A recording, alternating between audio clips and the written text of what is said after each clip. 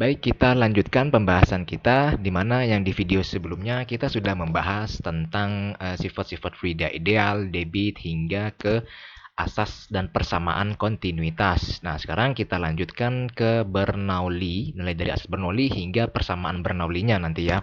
Sebenarnya ini masih ada hubungannya dengan video sebelumnya, jadi diingat-ingat.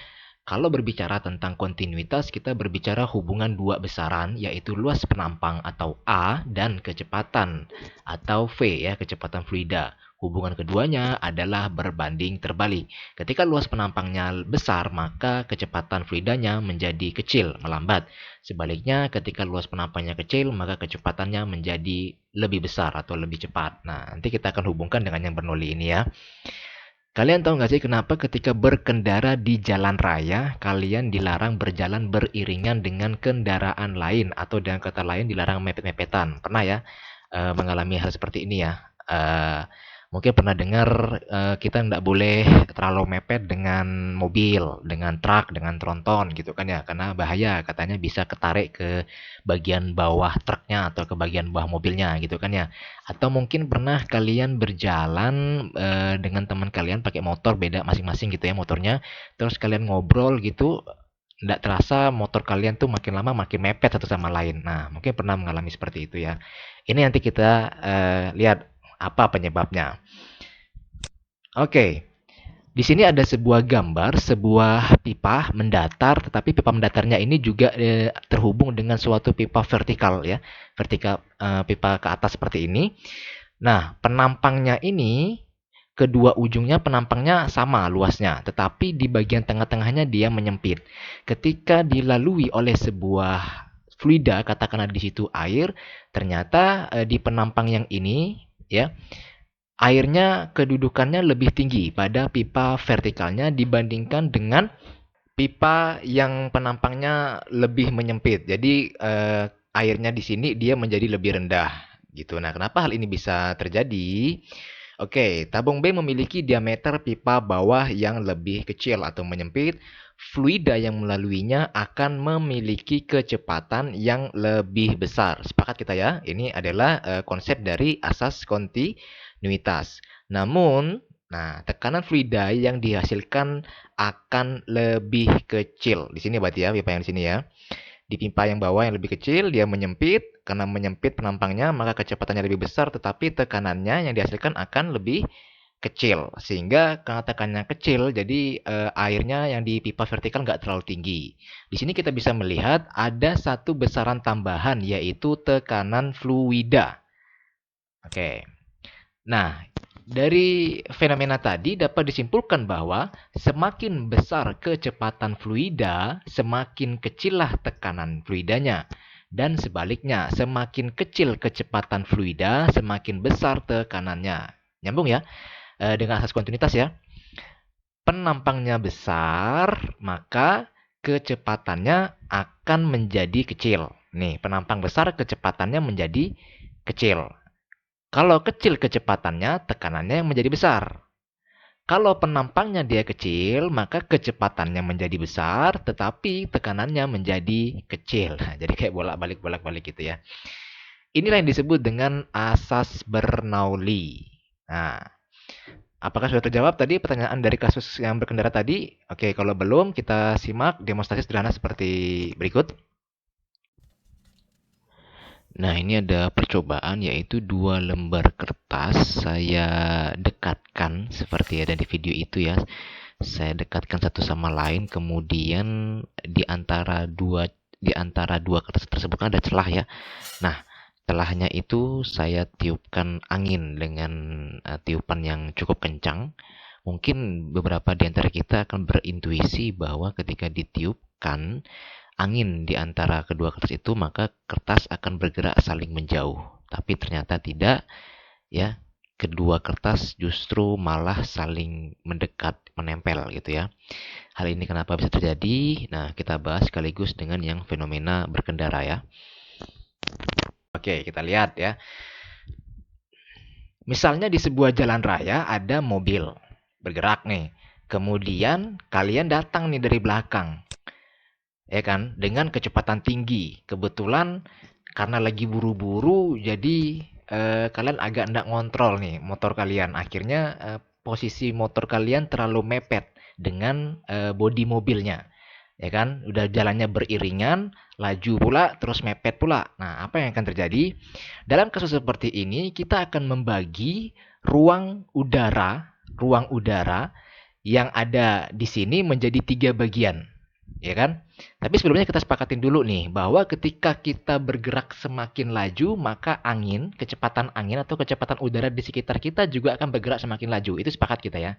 Tapi kalau kita bawa motornya lambat, maka kecepatan udara di sekitar kita juga melambat, ya kan? Udara dalam hal ini tidak lain adalah fluida. Yang pertama ada ruang ke-1, yaitu ruang di sebelah kiri motor. Ya, di sebelah kalian yang mengendarai motor. Ruang kedua itu adalah ruang di antara sepeda motor dengan mobil.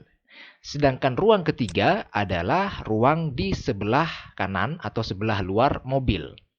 Nah, dari persamaan kontinuitas kita mengetahui di ruang 2 ini maksudnya adalah jalur udara ya, jalur udara atau angin yang melewati antara motor dengan mobil. Karena kalian terlalu mepet dengan mobil, maka jalur yang tercipta di ruang 2 ini menjadi sempit. Kata asas kontinuitas, kalau sempit jalurnya atau penampangnya, maka kecepatannya menjadi gede, lebih besar ya, kecepatan anginnya lebih besar. Kemudian disambung lagi nih dengan asas Bernoulli yang menyatakan bahwa ketika kecepatan fluidanya besar, justru tekanan udara di ruang 2 itu menjadi kecil. Oke, sampai di sini bisa paham ya? Nah, sekarang apa yang terjadi pada ruang 1 dan ruang 3? Ruang 1 dan ruang 3 kan otomatis menjadi lebih lapang, ya kan?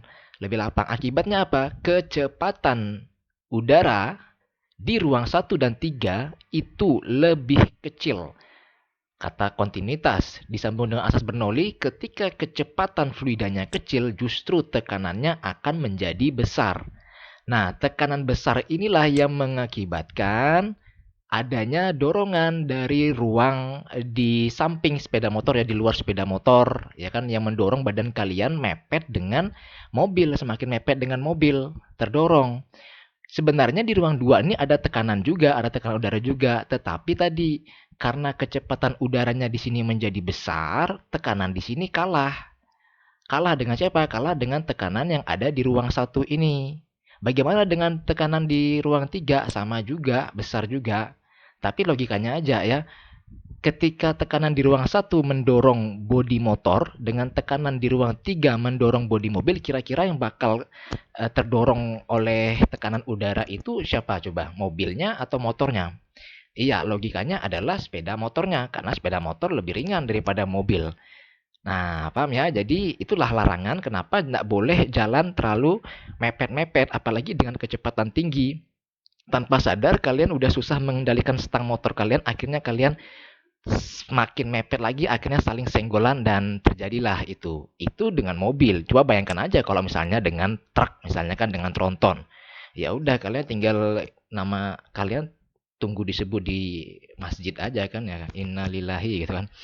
Ya, intinya itulah larangannya ya, bukan berarti tanpa alasan, itu bisa dijelaskan secara fisika. Oke, biar lebih paham lagi, kita tambah lagi dengan animasi, simulasi, seperti biasa. Nah, ini menggunakan yang animasi kemarin ya, ada sebuah saluran pipa air seperti itu, di mana penampang yang kiri ini lebih besar daripada diameter penampang yang di sebelah kanan. Dan di situ sudah kalian amati, air yang keluar di penampang kiri lebih lambat daripada air yang masuk ke penampang yang di sebelah kanan. Ya kan, kita buktikan dengan mengukur kecepatan. Nah, ini agak lambat. Oke, ini penampang satunya kecepatan fluidanya 0,9 meter per sekon, dan bisa dilihat di penampang keduanya 6,4 meter per sekon. Ya, dilihat ya, kecepatan airnya lebih laju ketika masuk. Itu asas kontinuitas.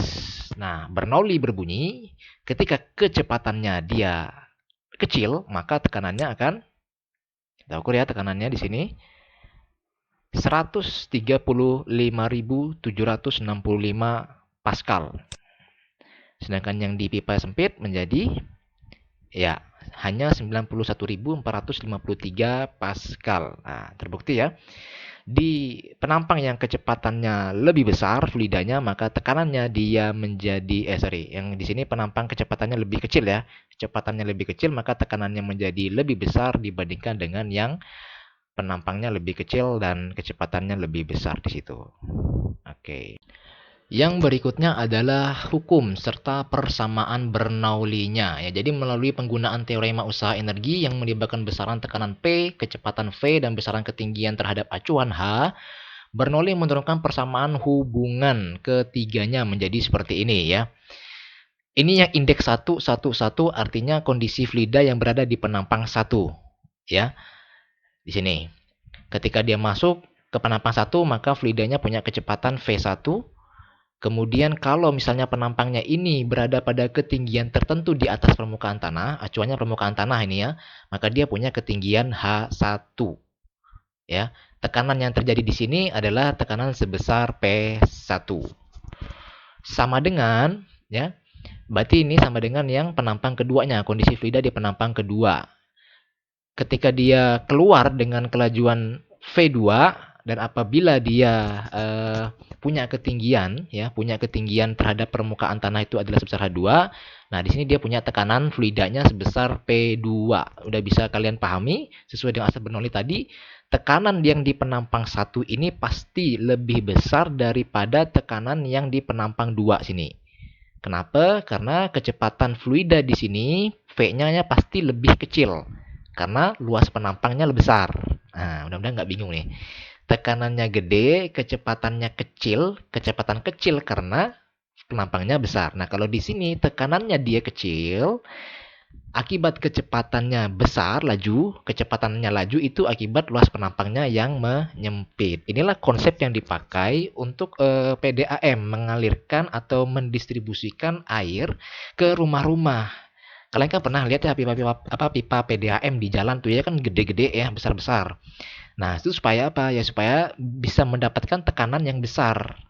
Ya, tekanan yang besar itu bertujuan mampu untuk mendistribusikan air ke rumah-rumah yang jangkauannya jauh. Nah, nanti ketika udah nyampe ke rumah kalian, pipanya bukan lagi pipa yang segede pipa PDAM tuh masuk ke rumah kalian.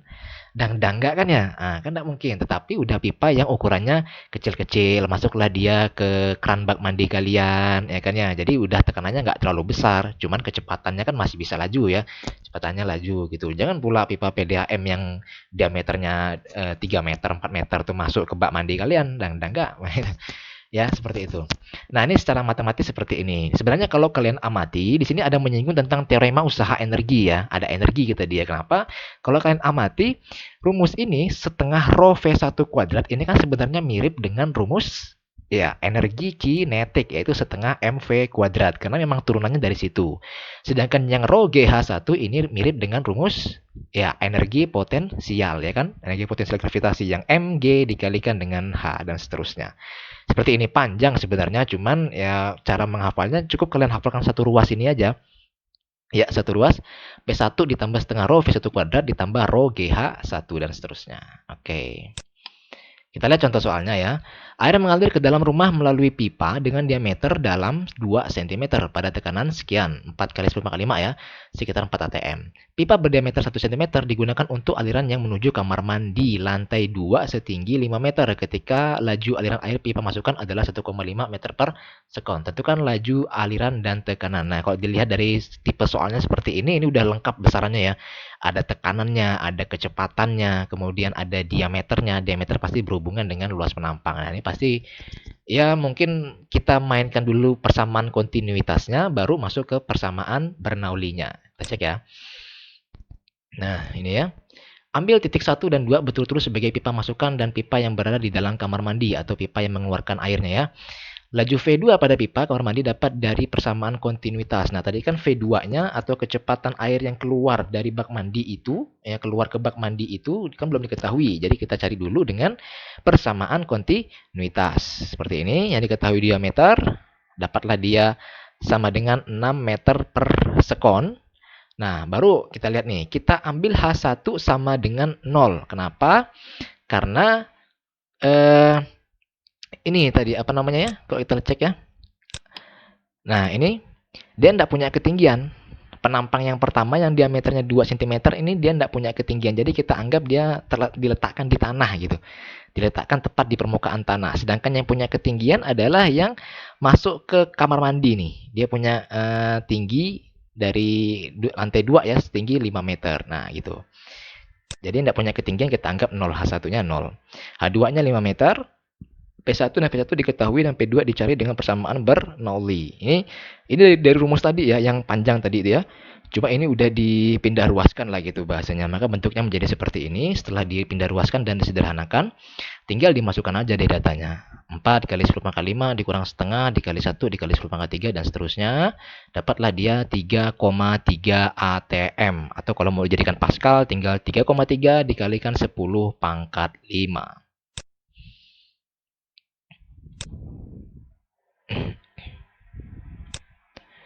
Nah, dua kasus persamaan Bernoulli ya.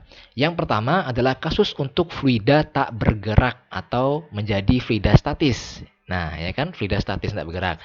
Jadi dari persamaan Bernoulli tadi yang panjang itu, yang ini. Nah, ini kan ada unsur V ya, ada unsur V. Nah, sekarang kalau fluidanya statis artinya dia diam di dalam suatu pipa atau saluran, maka V-nya dua-duanya nggak ada.